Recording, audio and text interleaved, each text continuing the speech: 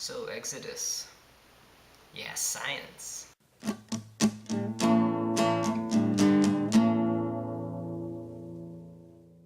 Exodus Gods and Kings is directed by Ridley Scott and written by Adam Cooper, Bill Kolodge, Jeffrey Kane, and Steven Zalian, and stars Christian Bale, Joel Edgerton, Ben Kingsley, and Aaron Paul.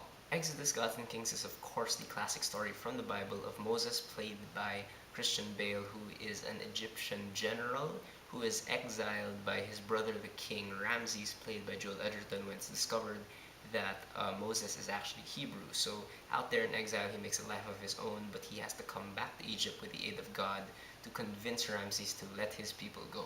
Now, first, I feel like I have to address a couple of the controversies surrounding this movie.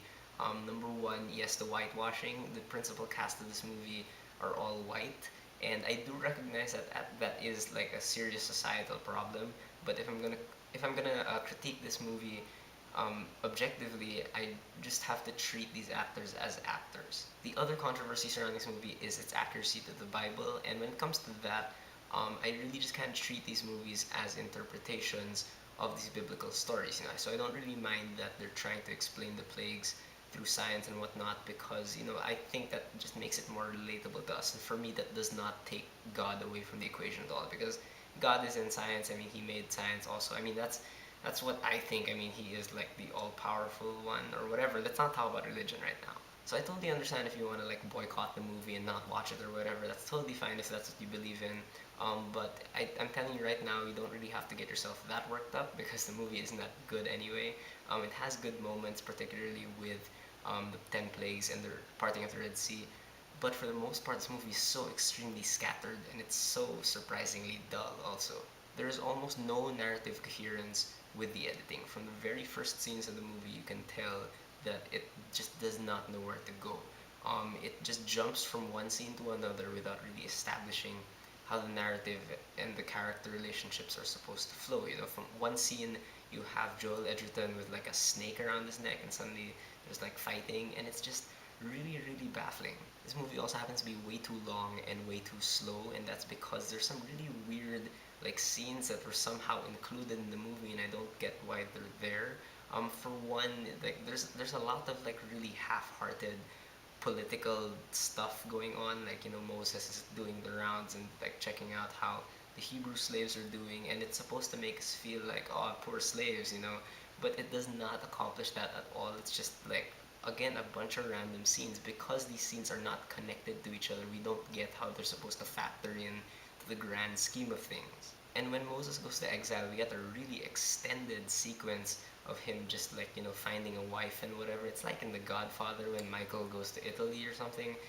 But it's not interesting here at all. It just feels so unnecessary. The 10 plagues and the parting of the Red Sea, those scenes are the only like real non-boring scenes in the movie. But again, there's no tension in them because we don't care about the characters, because the editing does not establish the fact that we should care about the characters. And in terms of writing, the movie really kind of fails to do anything with the fraternal relationship that it sets up between Moses and Ramses. I thought that was a really interesting angle they were going for at the beginning, but then they just totally drop it, and by the end of the movie you kind of forget that they're actually like brothers. In fact, none of the characters are really defined at all. I mean, Moses, like he keeps switching from like, oh, he's a leader, and now he's like a crazy guy, now he's an Egyptian general. It's so weird. Ramses is supposed to be like this tragic figure, but then by the end of the movie, again, he's just kind of like a flat villain.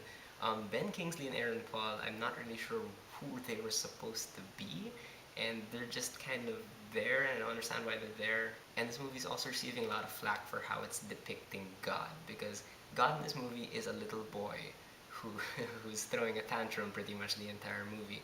And I'm actually fine with that kind of interpretation as God as a little child, but I just don't like that they kind of simplified God so much as he's just like this angry kid. I mean, I think we kind of deserve a bit more than that. The story cannot decide on what it really wants to be about. It doesn't know what to focus on. It shifts from being about this political historical epic to being this drama between these two brothers to becoming a biblical epic, and it's just scattered. In the end, it all feels extremely pointless in that it just does not offer an interesting interpretation of the story at all. Whenever I go into a biblical movie, I always think like, how will a non Christian view this. Hopefully they'll view it as like an interesting bit of, mythology or legend.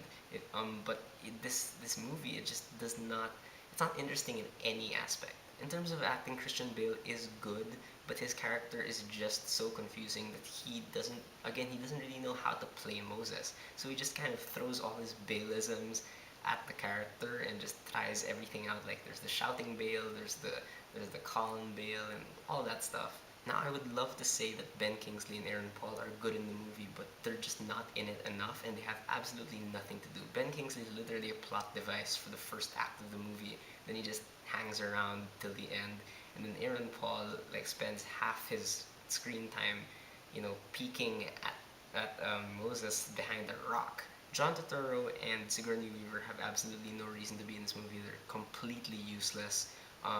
They disappear after a few lines. Like John Turturro has like 10 lines in the movie, and Sigourney Weaver has, not exaggerating, literally like a minute total of screen time. By far, the only real good thing about this movie is Joel Edgerton. I thought his performance is really good. Like he stays really committed to this character, even if the character is like all over the place. He plays Ramesses as this like bratty king, but he's still sympathetic, at least to me, because you feel that he's under a lot of pressure, and you really can tell that he's just not ready to be king. The production design in this movie is kind of hit or miss.